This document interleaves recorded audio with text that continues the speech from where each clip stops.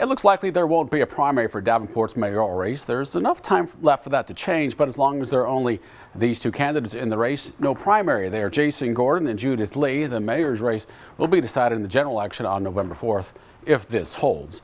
Now, we introduced you to Jason Gordon a couple of weeks ago. We will get to know Judith Lee a little better this morning. She was born and raised in Webster, Massachusetts, got a bachelor's degree in wildlife management from the University of Maine, then a master's degree in wildlife biology from Utah State University. Judith Lee spent her professional career as an ecologist, a researcher, and environmental planner, working for the federal government and state governments in Maine, New York, Idaho, and Utah. She is currently an environmental consultant as the president of her company called Environmental Planning Strategies with clients across the country. Lee also has experience holding elected office. She served 2 terms as Davenport's 8th Ward alderman from 2020 to 2023. Judith Lee hopes she'll be the one who will claim victory as Davenport's next mayor on election night. That is about 3 months away. She joins us for a conversation this morning. Welcome to the program. Thank you, Jim. Good morning.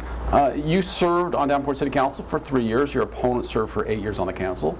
Your terms did not overlap. They did not. Why are you the better choice for the job? Okay, I served for 4 years. Okay, I apologize. And that's okay. And then I have stayed involved for the next year and a half, speaking at council, reading the agendas, doing homework actually, and research for some of the council members at their request. So I know the issues that's been happening over the last 5 years. And I'm very involved with understanding not only what the issues are, but also I believe what needs to be done to address them. Davenport's had a very challenging time in the last 5 years. Certainly noteworthy, of course, and you announced you're running for mayor saying it is time to clean up the mess you're kind of referring to, restore open government while bringing honesty and integrity back to the office. Both you and your opponent are campaigning on transparency, very similar in that regard. How do you do those things, though, that you promised to do? You know, that's the important question. There's 2 parts here that I believe. One is we have to be transparent about our current interests and the potential for conflict of interest. I have worked for 30 years with my own business, primarily as a consultant in state and federal governments. So I have no financial involvement with anybody or any entities here. And I think transparency has to start with identifying where you may have a conflict. 2, the second part is also Davenport has had a severe problem with not wanting to take accountability for some certain, actually traumatic things that have happened here in Davenport.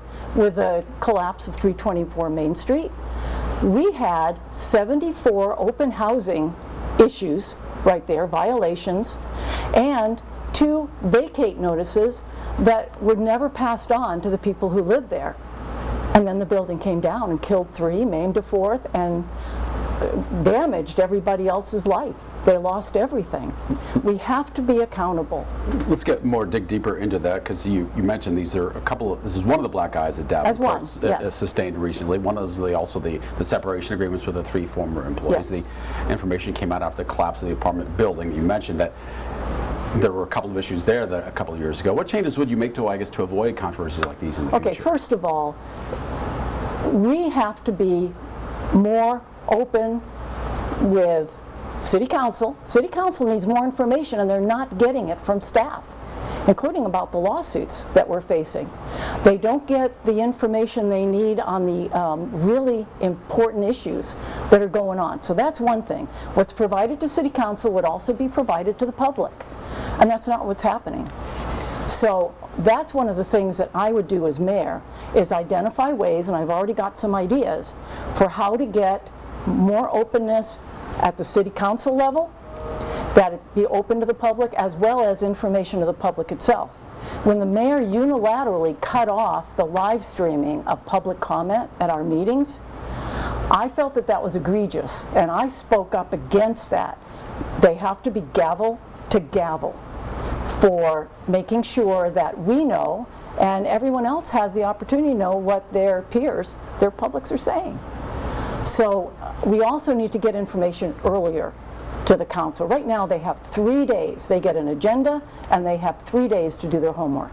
That is not enough. You have a 5-page agenda, and there's usually 3 or 4 things that are very important issues, and some of them complex. I'm going to work to find out how we can get information to them a week earlier so that we can work with staff and get the information that council needs, because they are the leaders of the city. Not the mayor, not the city administrator, but the council, and we have to re-empower the city council. You mentioned your specific problems with the collapse on Main Street a couple of years ago. Are you confident that there are systems in place to avoid something like that from happening again in terms of inspections and making sure that all the codes are up to snuff at all these buildings? You know, we have good codes and we have good inspectors. But you have to enforce the codes. But that's the problem, Jim, is we've got to enforce them, and we have to enforce them stringently and uniformly across the city. And I believe there's been some favoritism that have been shown to some of the landlords, you know, the big landlords. We need to be absolutely neutral, stringent, and consistent in our inspections, and then take actions to make sure that those things are cleared up in a timely manner. It is, in my opinion, absolutely criminal in a way that we have people living in housing that is not safe, has black mold, has ceiling falling in, furnaces that don't work, open violations that aren't addressed. That's where we need to be, as the enforcement. You're openly critical of the current mayor after serving on the city council during his tenure. One issue has to do with the development of the Riverfront Park project known as Main Street Landing, claiming it would build in the contaminated floodplain and expensive to maintain on an annual basis at $220,000 a year and worse during big flooding years. Does this mean you would try to abandon this project? No, it's not possible to abandon it even if I wanted to. It's done with federal funds. Those federal funds have to be spent by the end of 2026. Half of it has to be spent this year. So they're moving forward. I think what's really important is that we find the money to do the appropriate maintenance and the operations. $220,000 a year is a lot of money. Even if they say the park itself is free, it's not free. And like you said, in a flood year, it's going to be worse. One thing you promised is to not give the sweetheart deals like tax breaks to developers, and you mentioned there are sweetheart deals. However, recent history suggests big investments don't come without it. How would you convince companies to make new investments in Davenport, period? I think what we need to do is vet our developers a little better than we have been. Whether it's been sweetheart deals, whether there have been friends, whether there's been a history, a background with some of the people in the city and the developers.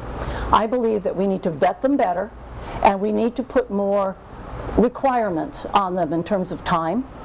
You know, okay, here's your deal, get working. Because we still got open areas where they were allowed and given tax breaks, and they haven't done a thing. One of them was supposed to work with DNR to deal with a contaminated site. I did a Freedom of Information Act. They haven't even brought it to DNR yet. They haven't even applied. And it's still sitting there, a contaminated vacant lot. Now, we all know the Davenport Riverfront is considered the city's greatest asset. How would you make the most of it? What we need to do, the thing about everything between the railroad and the river, that is all fill. And everything on the land side of the railroad is probably contaminated because that's our industrial area, okay? So we need to do some sampling for how bad the contamination is in certain sites, and that's my background as well. So how we can use those sites and use them better. One, everything between the river and the railroad is just fill. It needs to be engineered if we're going to do something. It's very important that we maintain our river views while also allowing the river to be the river without causing damage. Let me finish up with this then, because for decades Davenport's rejected the idea of a flood wall. What's your position about a flood wall for Davenport? You know, at this point I think we're past that decision. So it's a done deal, it can never go back? I believe that, I mean, there are some berms being considered for areas down in the West End, that type of thing, but for an overall flood wall in the downtown area, it's going to be super expensive. It's going to cause problems downstream by channeling the river even more than it already is.